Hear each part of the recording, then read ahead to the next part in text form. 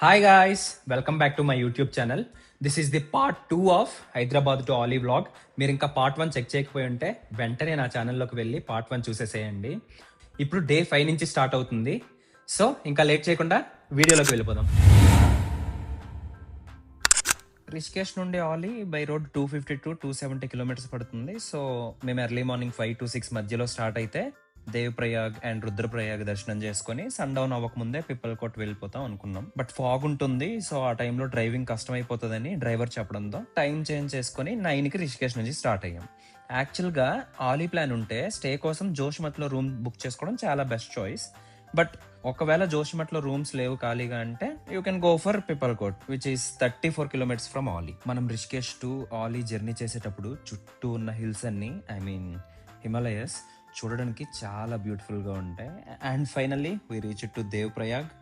Part 1లో మీరు ఒకవేళ 70 to 73 కిలోమీటర్స్ రాఫ్టింగ్ చేయాలనుకుంటే దేవ్ ప్రయాగ్ దగ్గర స్టార్ట్ అవ్వాలి అని చెప్పా కదా, అది ఇక్కడి నుంచే.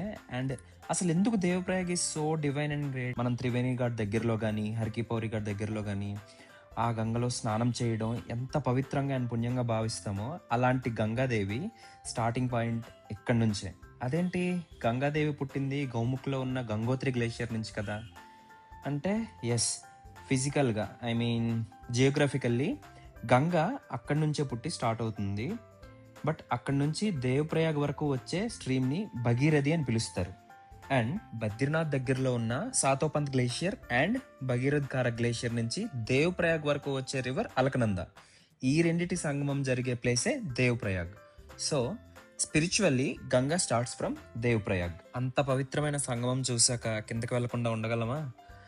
అలా కిందకి వెళ్ళాలి అంటే స్టెప్స్ ఉంటాయి. కొన్ని స్టెప్స్ దిగాక అక్కడే ఒక బ్రిడ్జ్ క్రాస్ చేసి, ఈ బ్రిడ్జ్ అలకనంద రివర్ పైన ఉంటుంది, అది దాటాక ఇంకొన్ని స్టెప్స్ దిగితే కిందకి వెళ్ళిపోవచ్చు. సో అలా ఆ గంగాదేవి దర్శనం చేసుకుని అక్కడి నుంచి స్టార్ట్ అయిపోయాం. ఎప్పుడు ఆరెంజెస్ అండ్ టాంజరీన్స్ ఆర్ డిఫరెంట్ అని వినడమే కానీ ఇదే ఫస్ట్ టైం టాంజరీన్స్ ని చూడటం.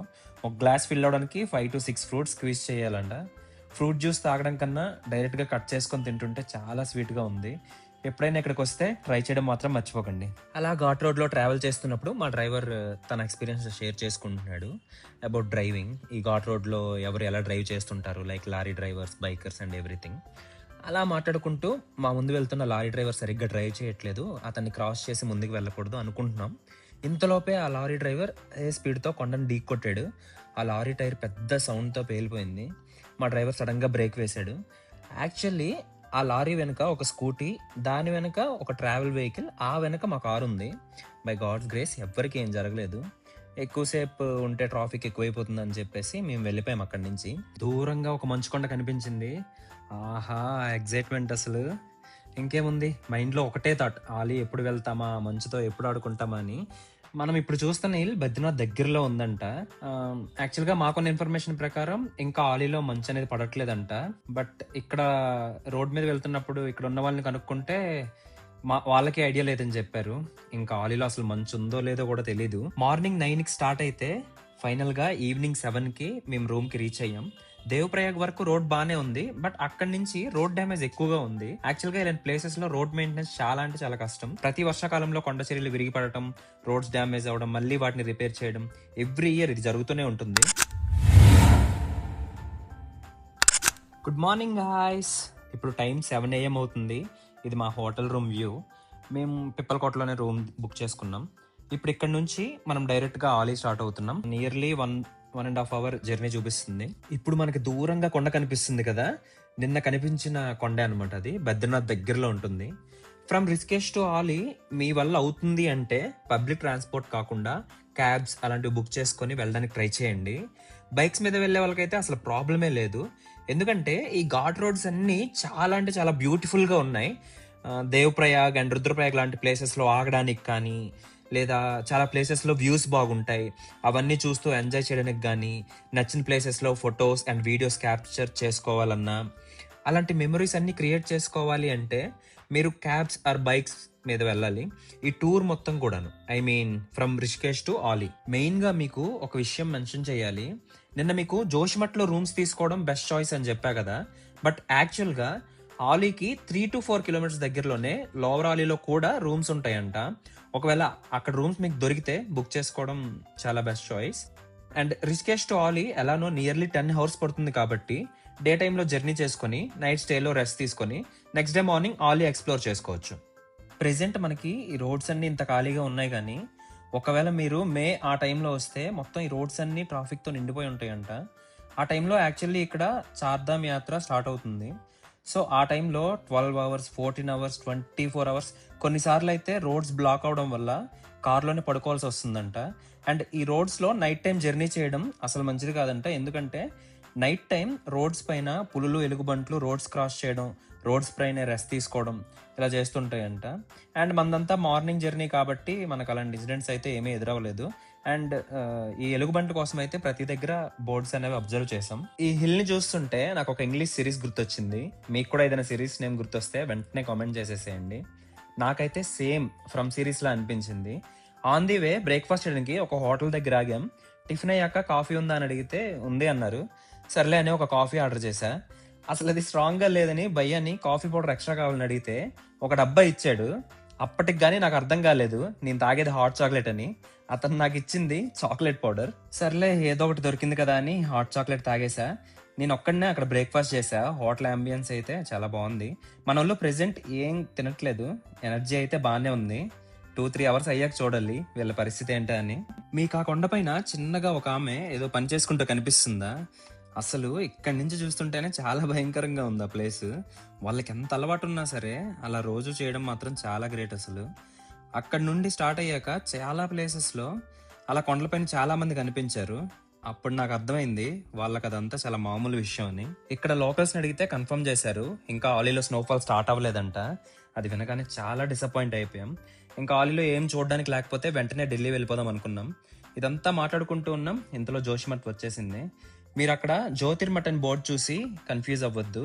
యాక్చువల్గా హిస్టారికల్ అండ్ స్పిరిచువల్గా ఆ ప్లేస్ని జ్యోతిర్మఠ్ అనే పిలుస్తారు, బట్ వాడుకలో జోషిమత్ అని పిలుస్తారు. ఆలీ కొండపైకి వెళ్ళాక అక్కడ హనుమాన్ కోసం ఎటువంటి సౌండ్స్ గానీ, జై హనుమాన్ అని లౌడ్గా అనడం గానీ చేయకూడదంట. అక్కడ లోకల్స్ చెప్పారు. ఇదంతా వాళ్ళకి హనుమంతుల వారి మీద ఉన్న కోపం వల్ల కాదు. ఇక్కడ ఉండే వాళ్ళు ఏం నమ్ముతారంటే ఆంజనేయ స్వామి సంజీవని పర్వతాన్ని ఈ హిమాలయస్ పై నుంచి పట్టుకెళ్లేటప్పుడు అతని ఇమెన్స్ ఎనర్జీ ఆర్ ప్రెజెన్స్ అక్కడ ఉండిపోయింది అండ్ హనుమంతుల వారు అక్కడ మెడిటేషన్ చేయడానికి ఎంచుకున్నారు అని వాళ్ళు బలంగా నమ్ముతారు. అందుకనే ఆ స్వామిని గట్టిగా పిలిచిన లేదా జై హనుమాన్ అని గట్టిగా అరిచిన ఆంజనేయ స్వాముల వారి మెడిటేషన్ కి డిస్టర్బెన్స్ జరుగుతుందంట. అండ్ దాని వల్ల natural disasters like land slides గానీ, సడన్ వెదర్ చేంజెస్, ఇల్నెస్ ఇలా ఏదైనా జరగొచ్చని ఇక్కడ చాలా బలంగా నమ్ముతారు. సో ఆ స్వామిని మనసులోనే స్మరించుకోవాలి తప్ప బయటకు వినిపించేలా మాత్రం అతని నామాన్ని జపించకూడదని ఇక్కడ వాళ్ళు నమ్ముతారు. మీరు ఆలీ దగ్గరికి రీచ్ అవ్వగానే అక్కడ చాలా మంది రెడీగా ఉంటారు. ట్రెక్కింగ్కి వెళ్ళాలి అంటే గైడ్ అని, గుర్రాల మీద తీసుకెళ్తామని, ఇలా మనం అక్కడికి వెళ్ళగానే మన చుట్టూ వచ్చేస్తారు. మీరు వాళ్ళతో వెళ్ళాల్సిన అవసరం లేదు. అక్కడ నుంచి స్టెప్స్ ఎక్కి పైకి వెళ్తే కేబుల్ కార్ ఉంటుంది. ఆ టికెట్స్ తీసుకొని పైకి వెళ్ళిపోతే అక్కడ నుంచి ఎయిదర్ మీరు ట్రెక్కింగ్ చేసుకోవచ్చు ఆర్ ఎల్స్ గుర్రాల మీద స్వారీ చేసుకుంటూ వెళ్ళిపోవచ్చు. ఎక్కడైతే వాళ్ళందరూ రెడీగా ఉన్నారో అక్కడి నుంచే ఒక 600 మీటర్స్ ముందుకు వచ్చేస్తే అక్కడ కార్ అండ్ బైక్ పార్కింగ్ ఉంటుంది. సీజన్ బట్టి అది చేంజ్ అవ్వచ్చు. వెహికల్ పార్క్ చేసుకున్నాక అక్కడే స్టెప్స్ ఉంటాయి. జస్ట్ ఒక 5 మినిట్స్ నడిస్తే చాలు కేబుల్ కార్ స్టార్ట్ అయ్యే ప్లేస్కి వెళ్ళిపోతాం. ఇదే ఆ కేబుల్ కార్ స్టార్ట్ అయ్యే ప్లేస్. మనకి ఇప్పుడు ఇక్కడ నుంచి దూరంగా ఒక చిన్న మంచు ప్రదేశంలా కనిపిస్తుంది కదా, అక్కడికి మనం వెళ్ళబోతున్నాం. కేబుల్ కార్ టికెట్స్ ఒక్కొక్కటి 500 రూపీస్, అంటే పర్ పర్సన్ 500 రూపీస్ టికెట్స్ తీసుకొని కేబుల్ కార్ ఎక్కేస్తే జస్ట్ 2 మినిట్స్లో పైకి వెళ్ళిపోతాం. నార్మల్గా అయితే కొండ పై వరకు కేబుల్ కార్ ఫెసిలిటీ ఉంటుంది. ప్రెసెంట్ సగం వరకే వెళ్ళగలుగుతున్నాం. అక్కడితో సర్వీస్ ఆపేస్తారు. 5 to 6 అవర్స్ టైం గ్యాప్ ఉంటుంది. మనం మళ్ళీ అదే సేమ్ టికెట్తో కింద కూడా వచ్చేయచ్చు. పైకి వచ్చేసాక ఇక్కడ గుర్రాలు రెడీగా ఉంటాయి. వాళ్ళతో బేరం మాట్లాడుకొని ప్రైస్ ఎక్కువగానే చెప్తారు, బట్ మనం బార్గెన్ చేసుకోవాలి. మీరు ట్రెక్కింగ్ చేయాలనుకుంటే గుర్రాలతో అవసరమే ఉండదు, పైకి ట్రెక్ చేసుకుంటూ వెళ్ళిపోవచ్చు. నాకు ఇదే ఫస్ట్ టైం గుర్రం మీద స్వారీ చేయడం. మేము 3 గుర్రాలు తీసుకున్నాం. నాది బబ్లీ, మిగిలిన 2 కబ్రీ అండ్ బిహారీ. వీటికి రోజు ఇదే పని, పైకి వెళ్ళడం కిందకి రావడం. సో వాటికి రూట్ బాగా ఐడియా ఉంటుంది. అండ్ వాటిని కంట్రోల్ చేయడానికి వాళ్ళలో ఒకరు మనతోనే వస్తారు. సో ప్రాబ్లం ఏమి ఉండదు. చుట్టూ అందమైన మంచు కొండలు, మంచి వెదర్ మధ్యలో ఇలా గుర్రాల పైన వెళ్తుంటే ఆ ఎక్స్పీరియన్స్ చాలా బాగుంది. యాక్చువల్గా ఈ ఏరియాస్ మొత్తం ఇప్పుడు ఏదైతే మనం చూస్తున్నామో ఈ ఏరియాస్ మొత్తం ఫుల్గా మంచు ఉండాలి, మంచుతో కప్పబడిపోయి ఉండాలన్నమాట. బట్ ఎక్కడ కూడా కొంచెం కూడా మంచు లేదు. ఇందులో ఏమంటారు బరఫ్ అంటారా, బరఫేనా బరఫ్. बर्फ नहीं है इधर, वो दूर दिख रहा है ना बर्फ, वो बद्रीनाथ वो जगह पे है. సో ఇక్కడెక్కడ మనకు మంచు లేదనమాట. అందుకనే మనం ఏం చేసామంటే గుర్రాలని తీసుకొని కొండపై వరకు చైర్ కార్స్ మీద వచ్చేసాము. ఒక్కొక్కరికి 500 రూపీస్ టికెట్ అయింది. అది ఆల్రెడీ మీరు ముందు వీడియోలో చూసుంటారు. ఇప్పటి వరకు ఎప్పుడు గుర్రాలను ఎక్కలేదు.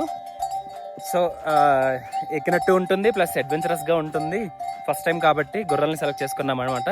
ఇప్పుడు గుర్రాల మీద మనం వెళ్ళి అక్కడ ఏరియా ఎక్కడైతే మంచు పడుతుందో అక్కడికి వెళ్ళి మళ్ళీ రిటర్న్ రావడానికి 1.5 పడుతుంది టైము. సో ఈ 1.5 మనం అక్కడికి వెళ్ళి అక్కడ మొత్తం ఫొటోస్, వీడియోస్ అండ్ అక్కడ మంచులో ఎంజాయ్ చేసి మళ్ళీ, అంటే మంచు ఎక్కువ ఉంటుందని అనుకోవట్లేదు, ఎంత ఉంటే అంత మంచుని చూసి ఎంజాయ్ చేసి మళ్ళీ గుర్రాలతోనే వచ్చేస్తామన్నమాట. ఈ వే చూడండి అసలు ఎంత బాగుందో, క్రేజీ అనిపిస్తుంది. ఫస్ట్ అయితే ఉన్నారుగా ఫ్రెండ్స్, వాళ్ళు చాలా భయపడ్డారు గుర్రాల మీద ఎక్కడానికి. కానీ భయపడతాం, ఫస్ట్ టైం కాబట్టి ఎవరైనా భయపడతారు. బట్ వన్స్ ఎక్కి దాని మీద ట్రావెల్ చేస్తున్నప్పుడు మాత్రం చాలా ఎంజాయ్ చేస్తున్నారు. వాళ్ళు ఎంత భయపడ్డారో ఇప్పుడు ప్రెసెంట్ అంత ఎంజాయ్ చేస్తున్నారు గుర్రం మీద కూర్చొని. మనం చూస్తాంగా గేమ్ ఆఫ్ థ్రోన్స్లో, ది డ్రాగన్లో, ఎక్కడెక్కడో చూస్తాం కదా. బట్ అదంతా కాదు, కానీ రియల్ టైం ఎక్స్పీరియన్స్ అయితే సూపర్ సూపర్. బేసికల్లీ ఏంటంటే ఇక్కడికి వచ్చాక ఇది చూస్తున్నారు కదా మీరు, ఇక్కడ ఒక సెక్యూరిటీ టైప్లో ఉందన్నమాట. ఇక్కడికి వచ్చాక కింద నుంచి చైర్ కార్కి వేరేగా పే చేసుకోవాలి, గుర్రంకి వేరేగా పే చేసుకోవాలి. అండ్ ఇక్కడికి వచ్చాక మళ్ళీ ఆ విలేజ్కి వెళ్ళడం కోసం, అక్కడికి ఎక్కడైతే బర్ఫ్ ఉందో, మంచు ఉందో అక్కడికి వెళ్ళడం కోసం మళ్ళీ వేరేగా పర్ పర్సన్ 100 రూపీస్ పే చేయాలన్నమాట. ఇప్పుడు సెక్యూరిటీ పోస్ట్ అంటే ఒకటి ఉంది కదా, అక్కడ పర్ పర్సన్ 100 రూపీస్ పే చేసుకోవాలి ఒక్కొక్కరు. పిల్లలు యూట్యూబ్ వీడియోకి హాయ్ చెప్పండి అమ్మా. ప్రనిషా వేర్ ఆర్ యూ? నాకైతే ఈ సన్లైట్లో తెలియట్లేదు, బట్ మీకు ఎదురుగా కనిపిస్తుందా? ఆల్రెడీ వెళ్ళిన వాళ్ళు తిరిగి మళ్ళీ బ్యాక్ వచ్చేస్తున్నారు అనమాట.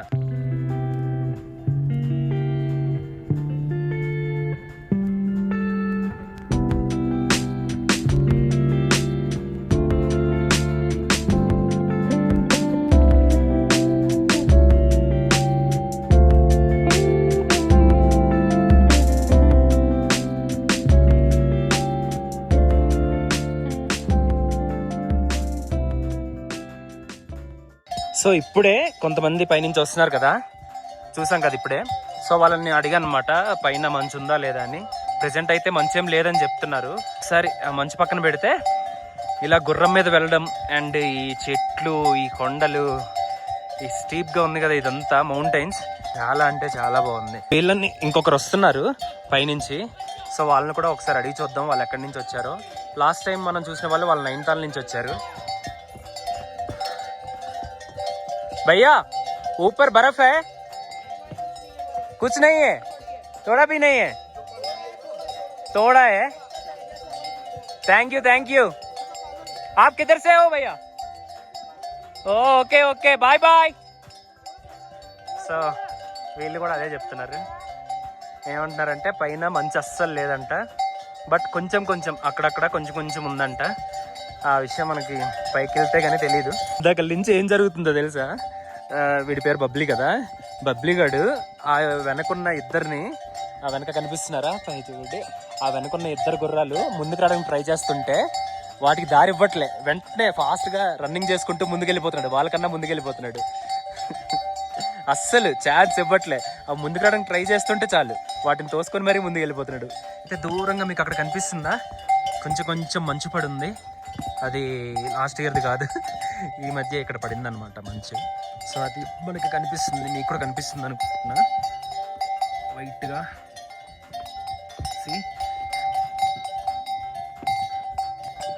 కొంచెం దగ్గరగా వచ్చేసాం, ఇంకా కొంచెం దూరమే ఉంది. సో మహా అయితే ఇంకొక 10 to 20 minutesలో వెళ్ళిపోతాం అక్కడికి. కనిపిస్తుందా దూరంగా?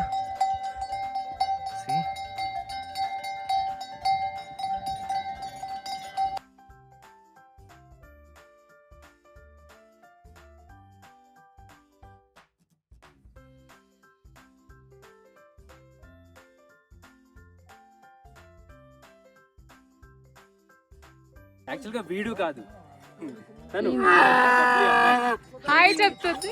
తనకి ఇప్పుడు 15 సాల్ 15 సంవత్సరాలు అంట తనకి. నాకు కొంచెం బాధగా ఉంది తర్వాత దగ్గర రైడ్ చేయడానికి, బట్ వాటికి రోజు అలవాటు అంట, రోజు పైకి వచ్చి మళ్ళీ కిందకి తీసుకెళ్తాం అంట. సో బాధగా ఉన్నా తప్పట్లేదు. బబ్లీ, థ్యాంక్ యూ బబ్లీ నన్ను తీసుకొచ్చినందుకు. శుక్రియా బబ్లీ.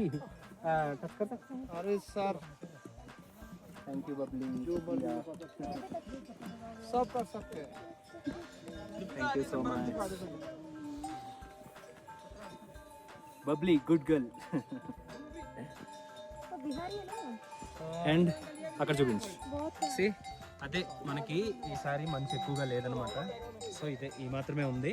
ఇంకా పైకి వెళ్తే ఇంకా చాలా మంచు ఉంది, బట్ ఆ పైకి మనం ట్రెక్కింగ్ చేసి వెళ్ళాలి. బట్ ఇప్పుడు మనం ట్రెక్కింగ్ చేసి అంత పైకి వెళ్ళట్లేదు. సో ఇదే మనం చూడగలిగే మంచు అనమాట. సో గైస్, చూస్తున్నారా మంచు? డిసెంబర్లో ఎవరైనా ప్లాన్స్ పెట్టుకున్నారు అంటే మీరు ఇంతకన్నా మంచు ఆలీలో చూడలేరు. ఓ ఓ ఓ స్కిప్ అయిపోతున్నా. సో నవీన్ పోల్ శెట్టి అన్న చెప్పినట్టు గ్లోబల్ వార్మేషన్ కారణంగా గ్లోబల్ వార్మేషన్ రీజన్ వల్ల మనకి డిసెంబర్లో మంచు రావట్లేదు అనమాట. సో ఎవరు కూడా డిసెంబర్లో ప్లాన్ చేయకండి మంచు చూడాలి అనుకుంటే. మీరు జనవరి ఎండింగ్ ఇంకా బెస్ట్ అనిపిస్తుంది నాకైతే. ఇక్కడ లోకల్ వాళ్ళని అడిగితే జనవరికి అయితేనే బెస్ట్ అంటున్నారు. సో మీకు ఏమైనా ప్లానింగ్స్ ఉంటే జనవరిలో చేసుకోండి. ఓకే,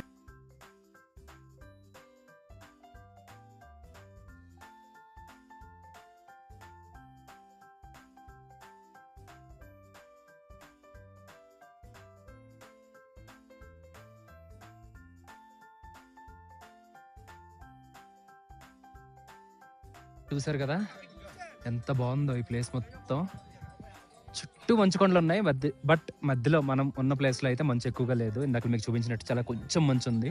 సో ఖచ్చితంగా మీరు ఆలీ రావాలి, మంచు చూడాలి అనుకుంటే మాత్రం డిసెంబర్లో కాకుండా జనవరి ఆ టైంలో ప్లాన్ చేసుకోండి. ఈ టైంలో వస్తే మాత్రం మీకు చూపించినట్టు ఆ మాత్రం మంచే ఉంటుంది అనమాట. ఇదే ఫైనల్గా 360 degrees వ్యూ పాయింట్ అనమాట. మనం అక్కడ మీకు లాస్ట్లో కనిపిస్తుంది కదా, wait C,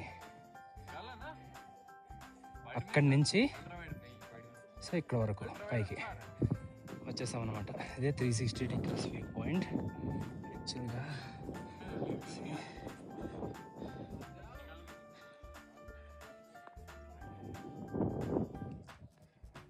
view point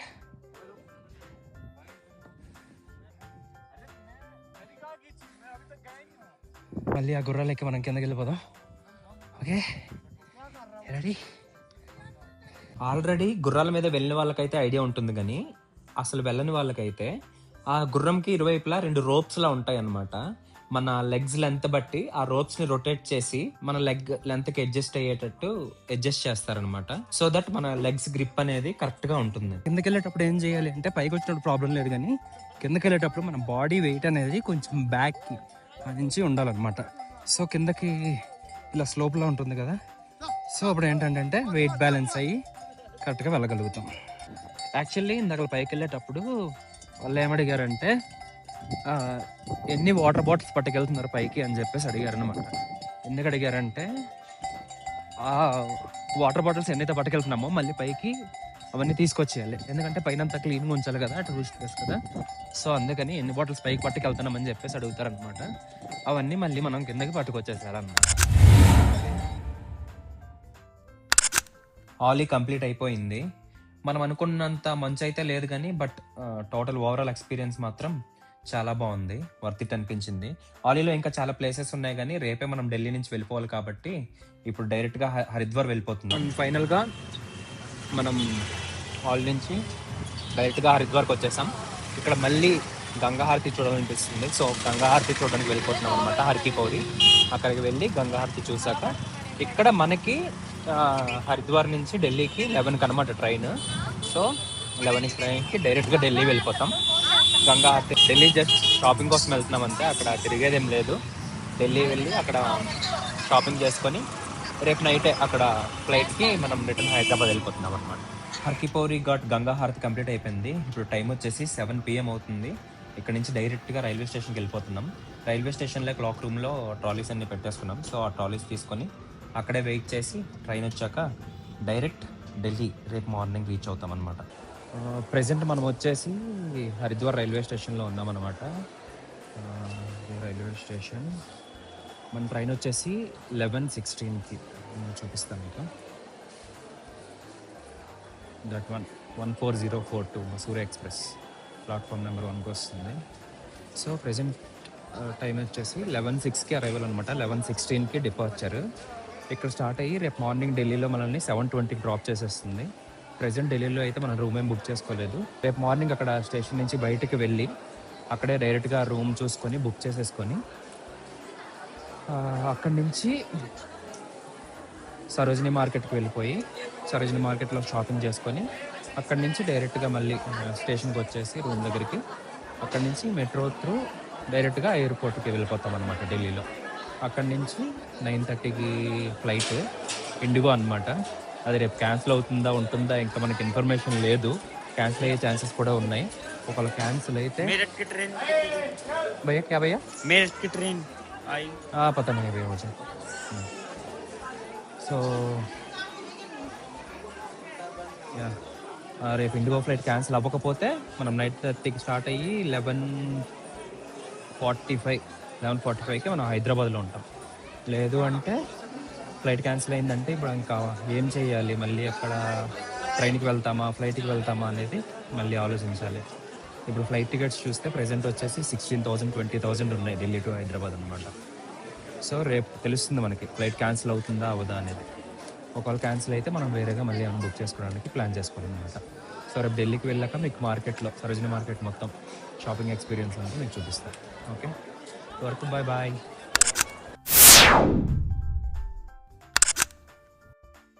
good morning guys. So ఫైనల్గా ఢిల్లీ దగ్గరలోకి వచ్చేసాం. ఆల్రెడీ మనకు ట్రైన్ లేట్ అయింది. ఇప్పుడు టైం వచ్చేసి 8:15 అవుతుంది మార్నింగ్. ఇంకా ఏ టైం ఢిల్లీ రీచ్ అయ్యాక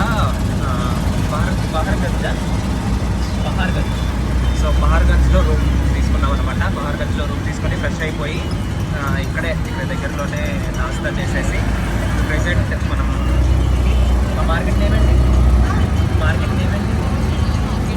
సరోజినీ నగర్ మార్కెట్కి వెళ్ళిపోతున్నాం అనమాట. ఆటో బుక్ చేసుకున్నాము. ఇక్కడ నుంచి పహార్గంజ్ నుంచి 150 రూపీస్ చూపించింది. ఆటో బుక్ చేసుకున్నాము.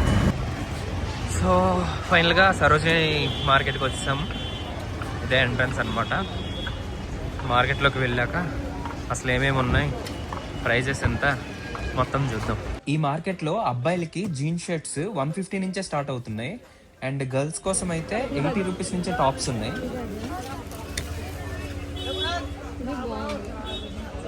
ఏం తీసుకున్నావు నువ్వు? 5 పీసెసా? నువ్వేం తీసుకోలేదా? బ్యాగ్సా? అండ్ బాయ్స్కి లెనిన్ ప్యాంట్స్ అయితే 200 రూపీస్ నుంచే స్టార్ట్ అవుతున్నాయి. ప్యాంట్స్ కలెక్షన్ కూడా చాలా బాగుంది చూడడానికి. నేనైతే ఒక 2 ప్యాంట్స్ తీసుకుంటున్నా. చూడండి ఇక్కడ కలెక్షన్ అయితే 50 రూపీస్ దగ్గర నుంచి స్టార్ట్ అవుతుంది. 50, 80, 100, 150, 200, 250, 300 ఇలా చాలా చాలా రకాల ప్రైజుల్లో చాలా డిఫరెంట్ టైప్స్ ఆఫ్ క్లాత్స్ అవైలబుల్గా ఉన్నాయి. బాంబర్ జాకెట్స్ అయితే 600 రూపీస్కే దొరికేస్తున్నాయి ఇక్కడ. అవే కాదు belts, specs, hand bags, perfumes అసలు ఇక్కడ లేని ప్రొడక్ట్స్ అంటూ లేనట్టుంది. ఈ వెస్ట్రన్ వేర్ మొత్తం పక్కన పెడితే మనకి కావాల్సిన శారీస్ కానీ, లెహంగాస్ కానీ, చుడిదార్స్ కానీ, అలాగే సూట్స్ ప్రతి ఒక్క కలెక్షన్ ఉంది ఇక్కడ. సూట్స్కి అయితే ఇక్కడే మెజర్మెంట్స్ తీసుకొని ఇక్కడే స్టిచ్ చేసేస్తున్నారు ఎవరికి కావాల్సిన సైజులో వాళ్ళకి. చిన్న పిల్లల దగ్గర నుంచి పెద్ద వాళ్ళ వరకు మీకు ఏ టైప్ ఆఫ్ క్లోత్స్ కావాలన్నా సరే ఇక్కడ ప్రతి చిన్నది ఎవ్రీ స్మాల్ థింగ్ ఇక్కడ అవైలబుల్ గా ఉన్నాయి మార్కెట్ లో. యానిమే కలెక్షన్ చూడండి వీళ్ళ దగ్గర. ప్రైస్ వచ్చేసి 299 కి పెట్టాడు. బట్ కలెక్షన్ చూడండి, 1 పీస్, జుజుట్సు కైసెన్ చూసారా, Zoro T shirt, nice. Delhi continental అనే హోటల్లో రూమ్ తీసుకున్నాం. రూమ్స్ అయితే అసలు ఏం బాగాలేవు, ప్రైస్ కూడా చాలా ఎక్కువ చెప్పాడు. ఇంకో విషయం ఏంటంటే మాకు రూమ్ ఇచ్చేటప్పుడు ఏం చెప్పలేదు కానీ రూమ్ వికేట్ చేసేటప్పుడు సర్వీస్ ఛార్జ్ ఎక్స్ట్రా 5% అంట. ఆ సర్వీస్ ఛార్జ్ ఎక్స్ట్రా 5% మాతో పే చేయించుకున్నాడు. సో మీరు ఎప్పుడైనా ఢిల్లీ వచ్చి పహార్గంజ్లో రూమ్ తీసుకుంటే మాత్రం చెక్ చేసుకోండి ఒకసారి ముందుగానే ఇన్ఫర్మేషన్ మొత్తం. మాకు టైం లేకపోవడం వల్ల మేము ఎయిర్పోర్ట్కి వెళ్ళిపోవాలి కాబట్టి మార్కెట్ని ఎక్కువగా కవర్ చేయలేకపోయాం. బట్ మీరు ఒకవేళ ఎప్పుడైనా ఢిల్లీకి వస్తే మార్కెట్కి వెళ్ళాలి, మార్కెట్లో ఏమైనా కొనాలి అనుకుంటే మీరు 1 డే మొత్తం లైక్ మార్నింగ్ నుంచి ఈవినింగ్ వరకు టైం మొత్తం ఆ మార్కెట్లోనే స్పెండ్ చేయాలి. అప్పుడే మీరు కరెక్ట్గా బార్గెన్ చేయగలుగుతారు అండ్ మీకు కావాల్సిన ఐటమ్స్ అనేవి పర్ఫెక్ట్గా పర్చేస్ చేయగలుగుతారు. మా ముగ్గురికి కూడా ఢిల్లీ ఎయిర్పోర్ట్ ఫస్ట్ టైమే. సో మాకు ఏ టెర్మినల్కి ఎక్కడి నుంచి వెళ్ళాలి అనేది ఐడియా లేదనమాట. మేము వెళ్ళాల్సింది టెర్మినల్ 2కి. లోపలికి వెళ్ళాక టికెట్స్ తీసుకోవడానికి మెషిన్స్ ఉన్నాయి. అక్కడ టెర్మినల్ 1 కాకుండా ఇంకేం చూపించట్లేదు. సర్లే టెర్మినల్ 1కి టికెట్ తీసేసుకుందాం, అక్కడి నుంచి దిగి టెర్మినల్ 2కి వెళ్ళిపోదామని ప్లాన్ చేసుకున్నాం. టెర్మినల్ 1 టికెట్ తీసుకొని కిందకి వెళ్ళాం. అక్కడ కూడా మాకు ఐడియా రాలేదు ఎటువైపు వెళ్ళాలి అని. అక్కడ ఇలా ఐడియా లేని వారికి హెల్ప్ చేయడానికి కొంతమంది ఉంటారు. మన వర్క్ అంతా అయ్యాక వాళ్ళకి ఒక 100 రూపీస్ పే చేస్తే సరిపోతుంది. సో మేము ఒకరికి ఎక్స్ప్లెయిన్ చేసామన్నమాట విషయం మొత్తం. అయితే అతను ఫస్ట్ మేము తీసుకున్న టికెట్ క్యాన్సిల్ చేసి కొత్త టికెట్ తీసుకోవాలి అని చెప్పాడు. మిషన్లో తీసుకున్న టికెట్స్ ప్రైస్ తక్కువగా ఉంటాయంట. సో మిషన్లో టికెట్స్ తీసుకుంటే అవి వ్యాలిడ్ కాదు. మరి అక్కడ ఎందుకు ఉన్నాయో మాకైతే ఐడియా లేదు. అది క్యాన్సిల్ చేసి మనీ రిటర్న్ తీసేసుకొని మాకు అతను వేరే టికెట్ తీసుకొని మెట్రో ఎక్కించేశాడు. బట్ అక్కడ కూడా ఒక చిన్న మిస్టేక్ జరిగింది. మాకు అతను టెర్మినల్ 2కి టికెట్ తీసుకోకుండా టెర్మినల్ 1కి తీసేసుకున్నాడు. సో మేము టెర్మినల్ 2 దగ్గర దిగాక అక్కడ మెట్రో వాళ్ళకి ఎక్స్ప్లెయిన్ చేస్తే ఎక్స్ట్రా ఎంత మనీ అవుతుందో క్యాల్కులేట్ చేసి చెప్పారు. వాళ్ళకి అవి ఇచ్చేసాం. టెర్మినల్ 2 and 3 వాకబుల్ డిస్టెన్స్లోనే ఉంటాయి.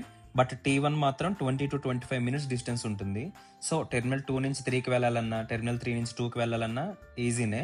బట్ టెర్మినల్ 1 నుంచి ఈ రెండింటికి వెళ్ళాలన్నా, లేదా ఈ రెండింటి నుంచి టెర్మినల్ 1కి వెళ్ళాలన్నా 20 to 25 minutes టైం పడుతుంది. మేము T3లో దిగి అక్కడ నుంచి T2కి వెళ్ళిపోయాం.